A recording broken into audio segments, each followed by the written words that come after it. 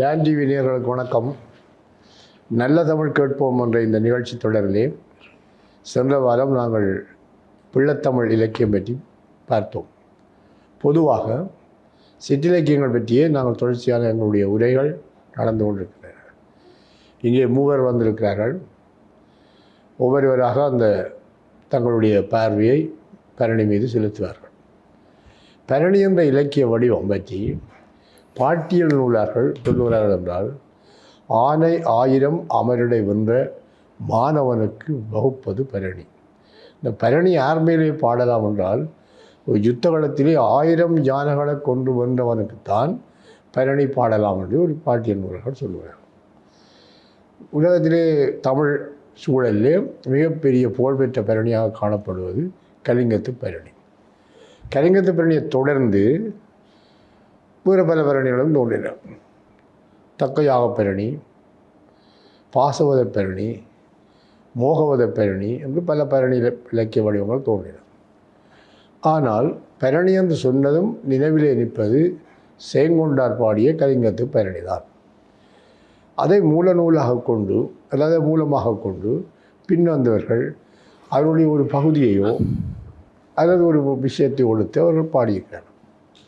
உண்மையிலே பழந்தமிழ் இலக்கிய மரபின் தொடர்ச்சி நான் சென்ற ஒரு உரையிலேயும் குறிப்பிட்டதாக நினைவு, அந்த காலத்து இலக்கியங்கள் இந்த ஆளும் வர்க்கத்துக்கு அனுசரணையாக பக்கஞ்சார்ந்து பாடும் பண்புடையவை என்று பேரறிஞர்கள் சொல்வார்கள்.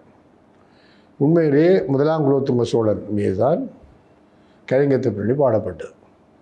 கலிங்கத்து பரணி பாடுகின்ற பொழுது அந்த அவனுடைய புகழ், பெருமை, பீடு, வெற்றி எல்லாம் சொல்வார்கள். அருமையான பாடல்கள். இவர்கள் வந்திருக்கிறவர்கள் அதை கூறிய பின்பு எனக்கு நினைவில் உள்ள பாடல்களை நான் சொல்லலாம். அதுக்குரிய அமைப்பு முறை ஒன்று இருக்குது. அதுக்குரிய பாடல்களுக்குரிய ஓசை சந்தம் இருக்குது. உரியாசிரியர்கள் சொல்வார்கள் துள்ளல் ஓசையுடைய பாடல்கள் என்று சொல்வார்கள். நாங்கள் துள்ளல் 2 அதில் தான் பார்க்குறது. இங்கே துள்ளல் ஓசையுடைய கலிப்பாடல்களை இந்த வகையிலே கலிங்கத்து பரணியனுடைய வச்சுக்கொண்டு பொதுவாக பரணி இலக்கியங்களை பற்றி இப்பொழுது நாங்கள் உரையாடலாம். முதலிலே ஆய்வாளர் ரமேஷ் அவர்கள் இந்த பரணி பற்றி ஒரு அறிமுக குறிப்பையும் உங்களுக்கு விளக்கமாக கூறுவார். நேயர்களுக்கு வணக்கம். உண்மையில் ஒரு இனிய மாலை பொழுதில் சந்திக்கின்றோம்.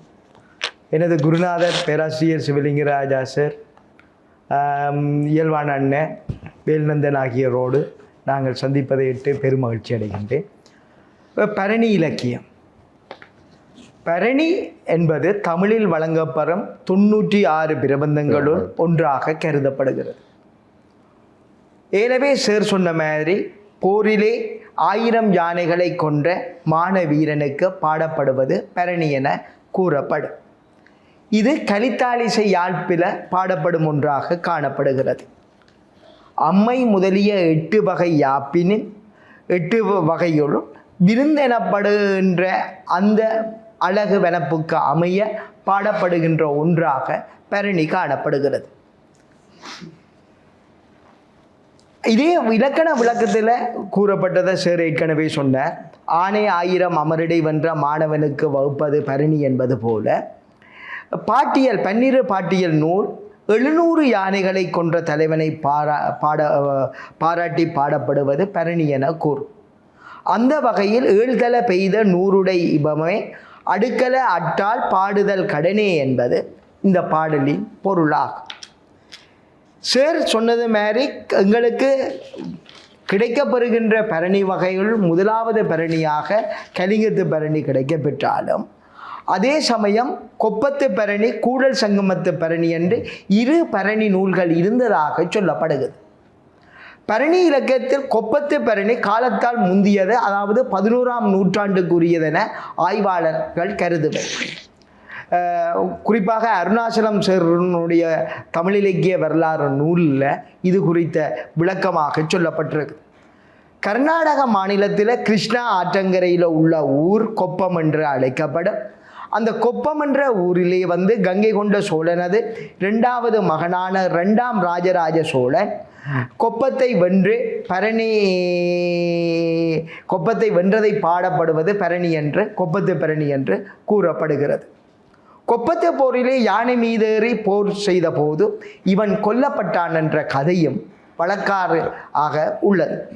அதே சமயம் மேலே சாலுங்கிய வேந்தன் ஆகம மல்லன் இவனை எதிர்த்து போரிட்டு கொன்றான் என்று சொல்லப்படுகிறது. கொல்லப்பட்ட சோழனின் தம்பி 2ஆம் ராஜேந்திரன் படைநடத்தி போரில் வெற்றி கொண்டு அவனுக்காக பாடப்படுகின்ற ஒன்றாக இந்த கொல்லத்து பரணி காணப்படுகிறது. கூடல் சங்கமத்து பரணி என்று இன்னொரு பரணி உண்டு. பரணி இலக்கியங்களில் கூடல் சங்கமத்து பரணியும் காலத்தால் முந்தியதாக சொல்லப்படுகிறது. 2ஆம் அதாவது கூடல் சங்கமம் என்பது ஆந்திரா மாநிலத்தில் கிருஷ்ணா நதிக்கரையோரம் துங்கபத்திர நதி கூடுகின்ற இடத்தில் அமைந்துள்ள இடமாகும். கீழே சாளுங்கியருடைய வேங்கி நாட்டை மேலே சாளுங்கியர் தாக்கினர். இதனால் வீரராஜேந்திரன் மேலே சாளுங்கியரோடு 3 முறை போரிட்டான் என்று கூறப்படுகிறது. 3வது போர் கூடல் சங்கமம் என்ற இடத்தில் நடைபெற்றது.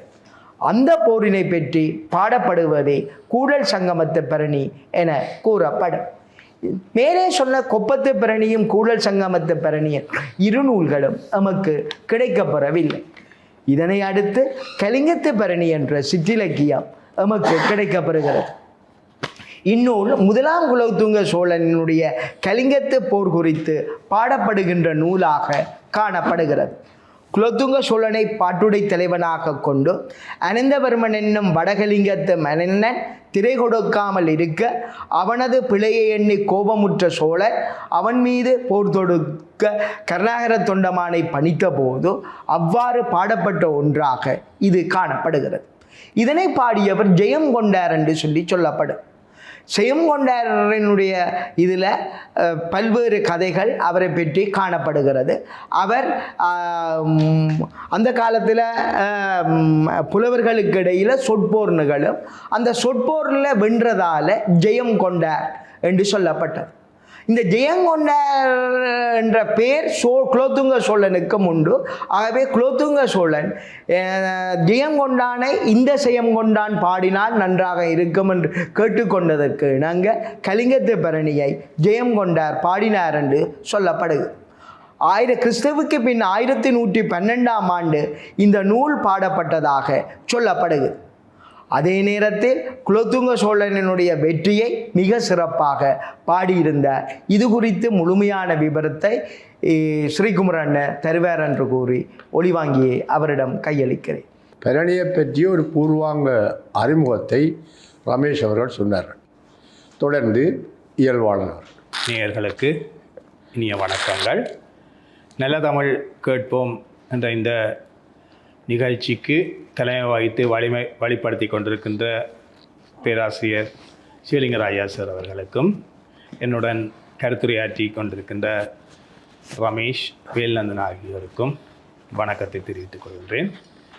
இங்கே ரமேஷ் சொன்னது போல கலிங்கத்து பரணி என்பது ஒரு முக்கியமான பரணி இலக்கியம். பரணிக்கோர் பரணி என்றால் கலிங்கத்து பரணி என்று சொல்கிற வகையிலே தான் இந்த கலிங்கத்து பரணி முக்கியத்துவம் மிக்க நூலாக இருக்கின்றது.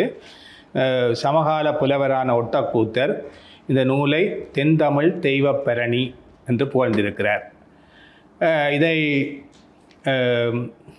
ஆக்கிய சயங்கொண்டார் தொடர்பிலே பல்வேறு கதைகள் இருப்பதாக ரமேஷ் குறிப்பிட்டார். உண்மையிலே அவர் ஒரு சமண சமயத்தை பின்பற்றுகிற ஒருவராக அவர் இருந்திருக்கிறார் என்றும், குலோத்துங்க சோழனுடன் அவருக்கு தொடர்பு ஏற்பட்டதை தொடர்ந்து அவர் சைவ சமயத்தை பின்பற்றிய ஒருவராக அவர் மாறி இந்த நூல்களை ஆக்கியிருக்கின்றார்.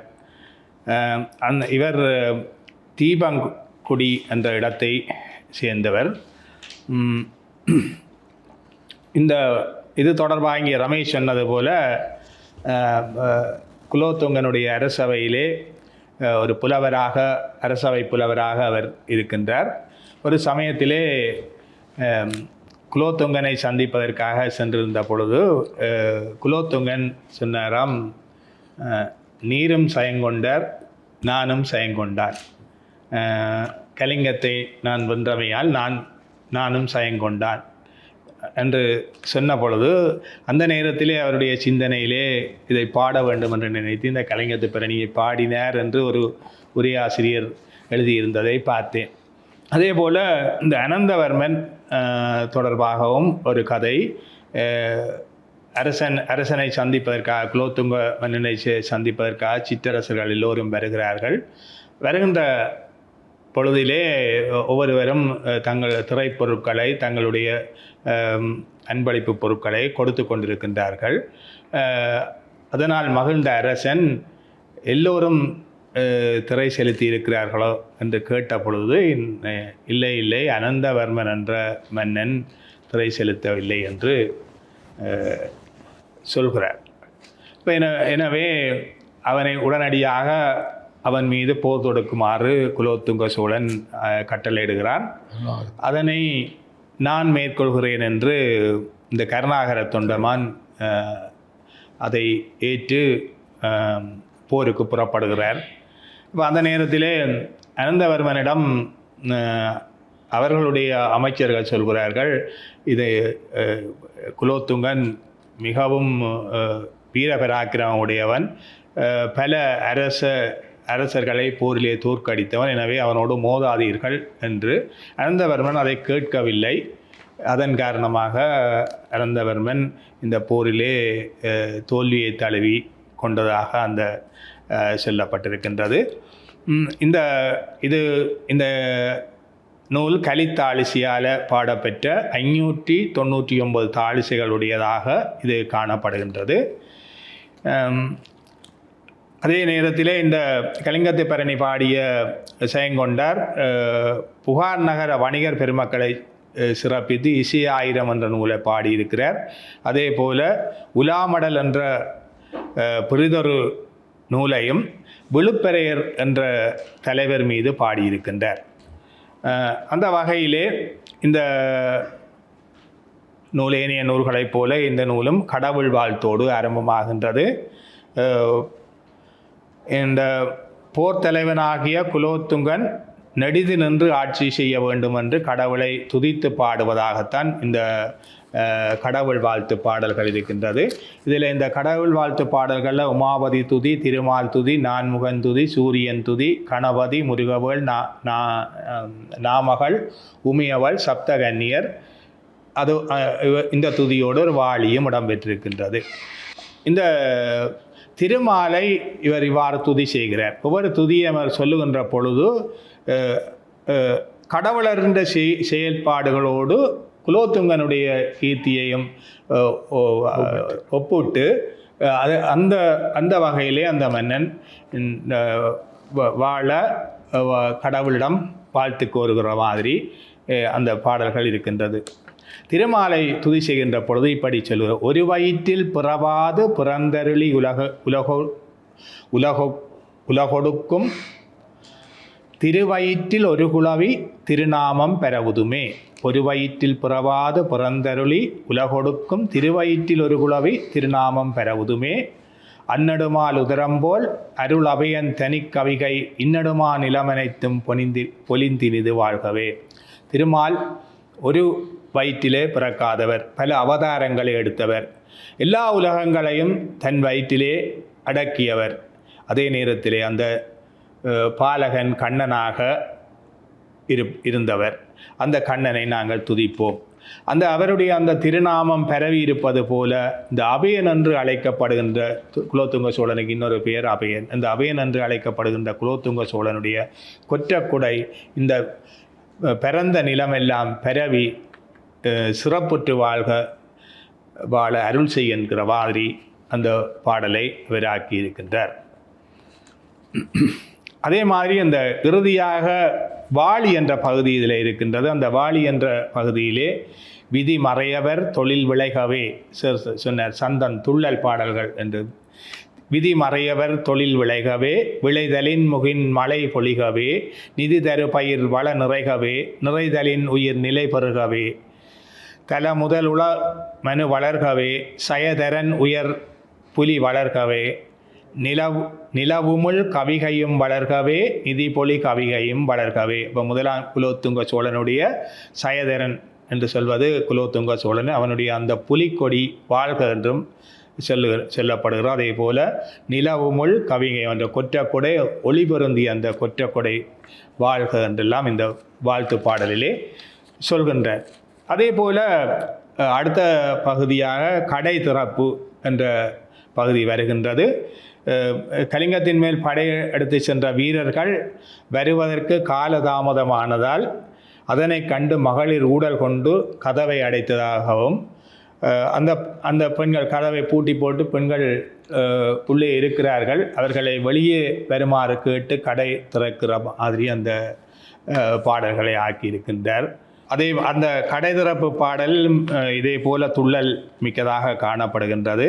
குறிப்பாக அந்த பெண்களை மிக சிறப்பாக விழித்து அவர்களுடைய இயல்புகளை சொல்லி கதவை திறவுங்கோ என்று கேட்கிற மாதிரி அந்த பாடல்கள் இருக்கின்றது. சூதள வளமெனும் இளமுலை, துடியள வளமெனும் நுண்ணிடை, காதள வளவெனும் மதர்விழி, கடல் அமுதனையவர் திறமினோ. ஒரு சூதாடுகின்ற அந்த சின்ன கருவி போல சூதாட்ட அந்த காய் போல இருக்கின்ற சிறிய கொங்கைகளை உடையவர்களே, அதே போல உடுக்கை போன்ற மெல்லிய இடையை கொண்டிருப்பவர்களே, காதளவுக்கு பரந்திருக்கின்ற அந்த மதர்த்த கண்களை கொண்டிருந்தவர்களே, திருப்பால் கடல் அமுதம் போன்ற பெண்களே,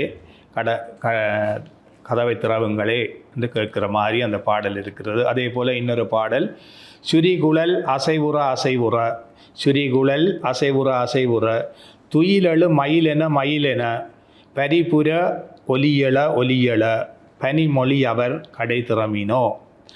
சுருண்ட கூந்தல் அசைய அசைய, தூக்கங்களைந்த மயில்கள் போலுள்ள பாதங்களில் அணிந்த கிண்கிணிகள் ஒலிக்க வருகின்ற குளிர்ச்சியான சொற்களை பேசுகிற பெண்களே கதவை திறவீர்களாக என்று அந்த பாடலிலே சொல்லப்படுகின்றது. அதே போல அடுத்த பகுதியாக காடு பாடியது என்ற விடயம் வருகின்றது. இதிலே கலிங்க போர்க்களத்திலே இந்த நிணக்கோள் சமைத்த பேய்களின் தலைவியாகிய காளி உரையிடமாகிய அந்த பாலை நிலத்தினுடைய பண்பு இயல்புகளை பற்றி இந்த பாடல் சொல்வதாக இருக்கின்றது. இது தொடர்பாக நாங்கள் அடுத்த சுற்றிலே பார்ப்போம். அடுத்ததாக விரிவுரையாளர் வேல்நந்தன் அவர்கள் கலிங்கத்து பரணியினுடைய சாராம்சத்தை சொல்வார். இயல்பானன் கூடிய கடத்திறப்பு என்பது தமிழ் இலக்கிய வரலாற்றிலே பொதுவாக மிக இளமையிலேயே நாங்கள் விரும்பி படித்த ஒரு பகுதி. நான் நினைக்கிறேன் இந்த கலிங்கத்து பரணியில் வர கடத்திறப்பில் வர அனைத்து பாடமும் எனக்கு 14-15 வயதிலேயே பாடம். ஏனென்றால் இப்போ இருக்கிற இந்த அடல்ட்ஸ் ஓன்லி படங்கள் மாதிரி அப்போ அதிலே வருகின்ற விடயங்கள் இருக்கின்றன. நாம் அப்புறம் சொல்லலாம், சில பாட்டுகளை சொல்லக்கூடிய பாட்டுகளை சொல்லலாம். எனவே அந்த அரசனை மகிழ்விப்பதற்கும் அரசவை உற்சாகப்படுத்துவதற்குமாக செய்கொண்டாரத்தை பாடிக்கலாம். அந்த சேங்கொண்டாருக்குத்தான் அந்த காலத்திலே கவி சக்கரவர்த்தி என்ற பட்டம் கிடைச்சது. கவி சக்கரவர்த்தி கம்பனுக்கு அரசு கொடுக்க இல்லை, கம்பனுக்கு கொடுத்தது மக்கள். கம்பன் கவி சக்கரவர்த்தின்னு கொடுத்தது பொதுமக்கள். ஆனால் அரசு கொடுத்தது ஒட்டக்கூத்தருக்கும் சேங்கொண்டாருக்கும் தான். ஆனால் 2 பேரையும் விட கம்பன் தான் கூட நிற்கிறார். இது எங்களை இப்போதைய பட்டங்கள் கொடுக்குற மாதிரி பட்டம் பெறாதவன் பின்னுக்கு நிற்பான் என்றதுக்கு நல்ல ஒரு உதாரணம். பரணிக்கோர் சேங்கொண்டான் என்று அவரை பாடுகிற ஒரு மரபும் இருக்குது. இந்த கலிங்கத்து பரணியிலே ஒரு குரூரமான பாடல்களும் இருக்கின்றன. எவ்வாறு கடத்திறப்பிலே எங்களுடைய உதாரணமான அகத்தின மரபை பச்சைப்படி என்று சொல்லலாம், பச்சைப்படியை சொல்கிற ஒரு மரபை காண்ற அதே நேரம் காளி கூலிக்கு சொல்லியது, கப்பைகள் கூழ் குடித்ததில் ஒரு குரூரமான நிகழ்ச்சி. இந்த யுத்தத்தை நியாயப்படுத்துகின்ற வகையிலே சேங்கொண்டார் அதை பாடியிருக்கிறார். கடுமையான யுத்தத்தின் கொடுமையை அவர் பாட.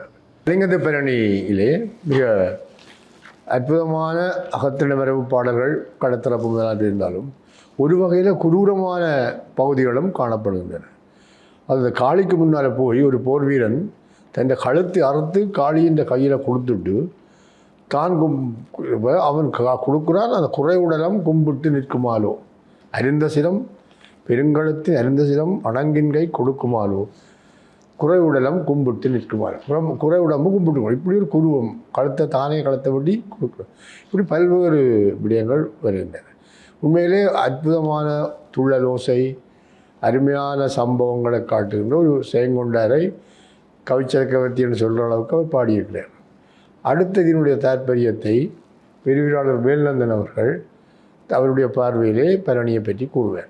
டான் தொலைக்காட்சியினுடைய நேயர்களுக்கு வணக்கம். நல்ல தமிழ் கேட்போம் என்ற இந்த நிகழ்ச்சி தொடர் வரிசையிலே பிள்ளை தமிழுக்கு அடுத்ததாக இன்று பரணி இலக்கியம் பற்றி நாங்கள் பேசத் தொடங்கி இருக்கின்றோம். அந்த வகையிலே மரபு தமிழ் காவலராக, என்னுடைய ஆசானாக, இதற்கு நடுநிலைமையாக நின்று வழிப்படுத்துகின்ற பேராசிரியர் சிவலிங்கராயாசர் அவர்களே, என்னோடு இணைந்து இந்த வகையான விடயங்களிலே ஆழமான தேடல் வாசிப்புகளோடு இவற்றை வெளிப்படுத்துகின்ற இலக்கிய நண்பர்களே, இந்த நிகழ்ச்சியை ஆர்வத்தோடு கேட்கின்ற பார்வையாளர்களே, உங்கள் அனைவருக்கும் முதற்கண் என்னுடைய பணிவான வணக்கங்களை தெரிவித்துக் கொள்கின்றேன். சென்ற வாரத்திலே நாங்கள் பிள்ளை தமிழ் பற்றி பேசியிருந்தோம். அதிலே விடுபட்டு போன ஒரு விடயத்தை ஞாபகப்படுத்தி கொண்டு நான் இன்றைய விடயத்துக்குள்ளே நுழையலாம் என்று எண்ணுகிறேன். குறிப்பாக சிற்றிலக்கியங்களை பற்றி பேசுகிற போது அது சுதேசிய இலக்கிய வடிவமாக இருக்கிற சிற்றிலக்கியங்களை இங்கே வந்த மேலை தேசத்தவர்கள் தங்களுடைய மதம் சார்ந்த உணர்வுகளுக்கும் பயன்படுத்தி கொண்டார்கள் என்ற வகையிலே ஜேசுநாதர் பிள்ளைத்தமிழ், மரியம்மை பிள்ளைத்தமிழ் என்று பிள்ளைத்தமிழுக்குள்ளும் இந்த மதம் கடந்த நிலை சார்ந்த வடிவ பரிமாற்றங்கள் நடந்திருக்கின்றன என்ற விடயத்தை சொல்லிக்கொண்டு இன்று நாங்கள் பேச இருக்கிற விடயம் இந்த பரணி பிரபந்தம் பற்றியது. எனவே பரணி என்பது 1000 யானைகளை வென்றவர் மீது பாடப்படுவது. நாங்கள் கலிங்கத்து பரணியை எடுத்தால் அது ஓரளவுக்கு பொருந்துகிறது, அங்கே ஒரு யானை போர் நடக்கிறது. ஆனால் மோகவதை பரணி, பாசவதை பரணி, அஞ்ஞவதை பரணி போன்றவற்றை எடுத்தால் கூட இந்த 1000 யானைகளை வென்றது என்ற இந்த தொடர் இன்னும் ஒரு அர்த்தத்திலே அங்கே பொருந்துவதை நாங்கள் பார்க்கிறோம். எனவே யானைகள் என்பது போர்க்களத்தில் மட்டுமல்ல, எங்கள் மனங்களுக்குள்ளும் இருக்கிற அந்த மத யானைகளை வெல்லுகின்றதும் ஒரு யானைகளை வெல்லுதல் தான். அந்த அர்த்தத்தில் தான் ஒரு தத்துவ நிலை கொண்டு பிற்பட வருகிற பரணிகள் அவற்றை பேசுகின்றன என்று நாங்கள் எடுத்துக்கொள்ளலாம். பரணி என்பது ஒரு நட்சத்திரத்தை குறிக்கிற பெயராகவும் இருக்கிறது. பரணியில் பிறந்தவர் தரணி ஆளுவார் என்று சொல்லுகிற ஒரு வழக்கம் இருந்திருக்கிறது. பரணி என்பதற்கு காடுகிளான், பூதம், அரும்பு, தாளி, பெரும் சோறு, போதம் என்று சொல்லி பல்வேறு வகையான பொருட்களை திவாகர நிகண்டு எடுத்து சொல்லி இருக்கிறது.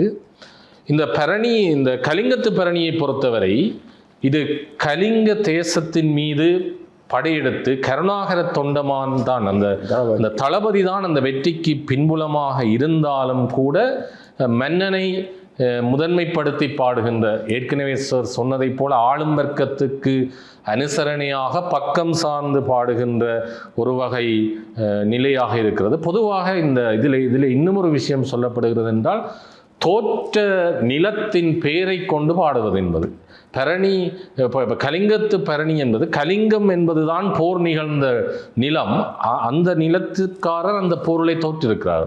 ஆனால் அதுக்கு பெயர் வைக்கிற போது கலிங்கத்து பரணி என்று வைக்கிற போது தோற்ற நிலத்து பேரை அதற்கு வைத்து பாடுகிற ஒரு மரபு இருந்திருக்கிறது. ஏற்கனவே சங்கம் மருவிய காலத்திலே களவழி 40 என்ற இலக்கியம் போரை வெறுத்து களம்பாடிய ஒரு இலக்கியமாக இருந்திருக்கிறது. ஆனால் இங்கே மீண்டும் நாங்கள் போரை வெறுத்து பாடிய அந்த நிலையிலிருந்து மீண்டு அதை ஆதரித்து பாடுகின்ற ஒரு விடயமாகத்தான் இந்த கலிங்கத்து பரணியை பார்க்கிறோம். அதற்குள்ளே கடவுள் வாழ்த்து, ஏற்கனவே சொன்னது போல கடைத்திறப்பு, காடு பாடியது, கோயில் பாடியது, பேய் பாடியது, ராச பாரம்பரியம், இப்படி பல்வேறு விடயங்களை இணைத்து செயங்கொண்டார் பாடியிருக்கிறார். பொதுவாக தமிழ் இலக்கிய பிறப்பிலே இத்தகைய புலவர்கள் கிடைத்திருப்பது ஒரு வரம். இப்போ வெண்பாவிற் புகழேந்தி விருத்தமெனும் ஒன்பாவில் உயர் கம்பன் என்று வருகிற போதுதான் பரணிக்கோர் செய்யங்கொண்டார். இன்றைய மொழியிலே சொல்வதென்றால் எங்களுடைய வைத்தியசாலையிலே சில நோய்களுக்கென்று சில ஸ்பெஷலிஸ்ட் இருக்கிறார்கள். இப்போ இதய நோய் என்றால் லக்ஷ்மன் என்று சொல்வதை போன்ற ஒரு விஷயம்தான் நான் நினைக்கிறேன் இந்த வெண்பாவி புகழேந்தி என்று ஒரு கவிதைக்குமே சிறப்பு வாய்ந்தவர்களாக அவர்கள் அதனை வெளிப்படுத்தி இருக்கிற தன்மையை நாங்கள் பார்க்கக்கூடியதாக இருக்கிறது. இப்போ அந்த வகையில் தான் இந்த கலிங்கத்து பரணி ஒரு போரை பாடுகிறது, போர்க்களத்தை பாடுகிறது. ஒரு பக்கம் அது போரை ஆதரித்து பாடுகிறது என்கிற போதும் கூட இதிலே நாங்கள் முக்கியமாக செயங்கொண்டாருடைய கவியாற்றல், ஏற்கனவே சொன்னதைப் போல இந்த காடு பாடியது போன்ற இந்த பாலைவனத்தினுடைய வெப்ப கொடுமைகளை அவர் பாடுகிற போது அதற்குள்ளே ஒரு ஜோக்ரவி, ஒரு புவியியல் சார்ந்த நுட்பங்களையும் அதற்குள்ளே அவர் இணைத்து பாடுகிற தன்மைகளை பார்க்கிறோம். ஒரு பாலை நிலத்திலே என்னென்ன மரங்கள் நிற்கும், அது ஒரு வெப்ப கொடுமை காலத்திலே எவ்வாறெல்லாம் கரிந்து போயிருக்கும், பொரிந்து போயிருக்கும். மிக அற்புதமாக அந்த சொற்களை கையாண்டு அவர் பாடுகிற போது பொரிந்த காரை, கரிந்த சூரை, புகைந்த வீரை, எரிந்தவை, அந்த சொற்களை அடுக்கிய ஏற்கனவே சொன்னது போல அந்த கரித்தொகை துள்ளலோசையோடு வருகிற போது உரிந்த பாறை, எறிந்த பாலை, புலர்ந்த ஓமை கலந்தவை என்று சொல்லி அந்த மரங்களை அடுக்கி பாடுகிற ஒரு அற்புதம். அதை விட தற்குறிப்பேற்ற அணியை அவர் அங்கே சிறப்பாக கையாளுகிறார். குறிப்பாக ஒரு இடத்திலே சூரியன் அந்த நில வெடிப்புகளுக்கிடையிலே தன்னுடைய மனைவியாகிய சாயை தேடுகிறான் என்று சூரியன் உதிக்கின்ற அந்த இயற்கை நிகழ்ச்சி மீது அவர் சொல்லுகிற போது தீய கொடிய காணகத்தரை திறந்த வாய்தோறும் நுழைந்து தன் சாயை புக்க வழி யாதென பெரிதி தன் கைக்கரங்கொண்டு திளைக்குமே. உருவக அணிகளை இணைத்து தற்குறிப்பேற்ற அணியை இணைத்து பாடல், இப்படி பல அற்புதமான பாடல்கள் கொண்ட ஒரு கவிதை களஞ்சியமாக கூட நாங்கள் கலிங்கத்து பரணியை பார்க்கலாம். ஏற்கனவே சொன்னது போல விடுமினங்கள் துகில் விடுமின் என்று முனி வெகுளி மென்குதலை துகில் பிடியும் என்று அதை அர்த்தப்படுத்தி கொண்டு என்று கடை திறப்பு பகுதியிலே கூட இன்னும் ஒரு அற்புதமான பாடல் இருக்கிறது. இப்படி அகத்தினையும் புறத்தினையும் கலந்து தன்னுடைய கவிதை ஆற்றலை, அதே நேரம் அந்த கால போருக்கு வேண்டிய பல விடயங்களை ஒரு கலந்து பாடுகின்ற, அதுவும் ஒரு சிற்றிலக்கிய வடிவம். ஆனால் நான் ஏற்கனவே சொன்னது போல ஒரு அதாவது பேரரசர் மீது தான் அது பாடப்பட்டிருக்கிறது என்ற வகையிலே கலிங்கத்து பரணி ஒரு கவிதை அனுபவம் சார்ந்தும் சரி, ஒரு வாழ்வியல் அனுபவம் சார்ந்தும் சரி, முக்கியமான ஒரு செம்மொழி தமிழுக்கு வளம் சேர்க்கின்ற ஒரு இலக்கியமாக இருக்கிறது. அதனுடைய தொடர்ச்சியாக நாங்கள் அடுத்த சுற்றிலே நான் நினைக்கிறேன் இந்த தக்கையாக பரணி, மோகவதை பரணி, அஞ்ஞைவதை பரணி போன்ற விடயங்களை நோக்குவது பொருத்தமுடையது என்று கூறி இந்த முதல் சுற்றை நான் நிறைவு செய்து கொள்கிறேன். நன்றி. வேல்நந்தன் அவர்களே, அற்புதமாக நீங்கள் கலிங்கத்து பரணியை பார்த்தீர்கள். அந்த வெப்பத்தை பாடுகின்ற பொழுது அது செம்மண் செந்நெருப்பினை தகடு செய்துவார் செய்ததொக்கும் அச்செந்தர பரப்பு அந்நெருப்பிடை அனல் புகுந்ததொப்பு அல்லதொப்புறா அதனுடைய புறா. அந்த நெருப்பு போல வெளியிருக்கிற அந்த கட்டாந்த புறா போய் மட்டும் போச்சு. செந்நெருப்பினை தகடு செய்து பார் செய்ததொக்கும் அச்செந்தர பிறப்பு, நெருப்பு தடலால் செய்த அந்த அந்நெருப்பிடை அனல் புகுந்ததொப்பு, அதாவது ஓமை. ஆனால் அதில் அந்நெருப்புடை அனல் புகுந்தது ஒப்புறா அதனுடைய புறா, அதுக்குள்ளே போய் புறா பாடிப்போச்சு. இப்படி அற்புதமான கவிதை. நீங்கள் சொன்ன மாதிரி இந்த கவித்துவக்குள் ஜெயங்கொண்டாருக்கு கவிச்சக்கத்தின்னு கொடுக்கக்கூடிய அந்த காலத்தில் புகழ்பெற்ற ஒரு கவிஞன் தான் இந்த கடத்திறப்பு. பிற்காலத்தில் நீங்கள் பிள்ளைத்தமிழ் பற்றி சொல்லிக்கல இந்த கிறிஸ்தவர்கள் தங்களுடைய இதை கொண்டு வந்தார்கள். அப்புறம் அடுத்த சொல்லுவேன். அந்த கடத்திறப்பில் ஒரு பாட்டு, எல்லாம் நல்ல பாட்டு. அந்த தலைவன் வாரானோ வரை இல்லையோ அந்த யுத்தத்தின் வருவார் கொழுனர் என நினைத்தும் வாரார் கொழுனர் என அடைத்தும் திருகும் கபாடம் முடிவளமும் தேயும் கபாடம் திறமிடும். கணவன் வாரானோண்டு திறந்து வருவார் கொழுனர் என திறந்தும் வாரார் கொழுனர் என அடைத்தும் வாரார் ரெண்டு திறந்து பார்க்குற வரையில் அடை திருகும் கபாடம் முடிய காலமே ஹேண்டில் கையோடு வந்துடுது. தேஞ்சு திருவங்க பாடம் முடிவளவும் தேயங்க பாடம் தரும். இப்படி அற்புதமான பாடல்கள். காடு பாடியது, பேய்கள் பாடியதை பற்றி அடுத்த சுற்றில் நான் சொல்லுவேன். அது அருமையான பாடல்கள் இருக்குது. கலிங்கத்து பேரணியை தொடர்ந்து வந்த வாசவத பேரணி, பௌவத பேரணி எல்லாம் ஒரு தத்துவார்த்த ரீதியான சித்தாந்த வந்தது. அடுத்ததாக ரமேஷ் அவர்கள் தன்னுடைய பார்வையை எங்களுக்கு சொல்லுவார். ஜான் டிவி நேயர்களுக்கு மீண்டும் எனது வணக்கம். உண்மையில் சுவாரஸ்யமான உரையாடல் போய்கொண்டிருக்குது. ஒவ்வொரு வேல்நந்தன் அவர்கள் தற்குறிப்பேட்டணி முதலானவற்றை எடுத்த ஆண்டு கலிங்கத்து பரணியினுடைய சிறப்புகளை சொல்லியிருந்தேன். கலிங்கத்து பரணியை படிக்கும் தோறும் எனக்கு எனது பண்டிதர் சுப்பிரமணியத்தர் நினைவு வரும். அவர் அந்த கரித்தாளிசையில் பாடி காட்டுவார். உண்மையில் அந்த பாடி காட்டுற ஒரு மரபு திண்ணைப்பள்ளி கூடத்துக்கு பிறகு இன்றைக்கு அருகியே போட்டுது. இல்லைன்னா அந்த ஒவ்வொரு பாடலும் எவ்வாறு பாடப்படுறது என்ற யாப்பில் பாடப்படுற இதில் அவர் சொல்லுவேன். அந்த ஒரு குதிரை போக்குள்ள எப்படி ஒரு தாள லயம் அமையுமோ அவ்வாறு தான் பாடப்படுவது என்று சொல்லுவேன். அந்த வகையில் உண்மையில் கடைதிறப்பு படலம் இப்போ பலரும் எடுத்தாண்ட இருந்தாங்க. கடைதிறப்பு படலத்தில் இதில் உள்ள அந்த காமச்சுவையை கண்டுதான் கண்ணதாசன் அந்த கடைதிறப்பு படலத்துக்கு மட்டும் கலிங்கத்து பரணிக்கு உரை எழுதினார் என்ற ஒரு செய்தியும் உண்டு. அதே சமயம் சீதையை எப்படி கம்பர் வர்ணித்து போட்டு கடைசியில் வர்ணிக்க முடியாதென்று சொல்லி அப்படியே விட்டாரோ அதே போல் சயங்கொண்டாரும் சில பகுதிகளை சொல்லாமலே சொல்லி போட்டு விடுவேன். உதாரணமாக, ஆதரித்து அமுதில் கோல் தோய்த்து அவையம் அமைக்கும் தன்மை யாதென திசைக்கும் அல்லால் மதனக்கும் எழுத ஒண்ணா சீதை என்று சொல்லி கம்பன் சொல்லுவான். அதே போலதான் இந்த அழகை பெட்டி சொல்லக்குள்ள சொல்லுவேன்.